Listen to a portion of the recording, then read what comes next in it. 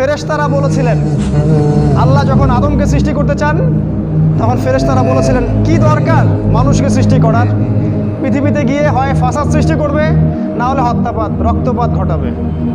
দেখেন মানুষ ওই দুইটা কাজই করে। এরকম অসংখ্য নিদর্শন নবীজি বলেছেন কিয়ামতের আগে আগে হবে। এগুলো চোখের সামনে আপনি দেখতে পারবেন। এই ঘুষ, এই দুর্নীতি, জিনা, ব্যভিচার, মাদক, সুদ সবই কিয়ামতের আলামত।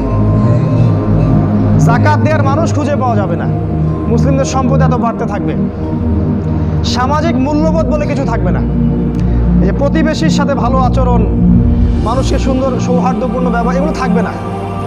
নবীজি বলেছেন ইলম উঠে যাবে, জ্ঞান, কুরআন সুন্নাহর যে জ্ঞান এটা উঠে যাবে। আর জাহেলিয়াত সমাজে বর্ষণ হতে থাকে।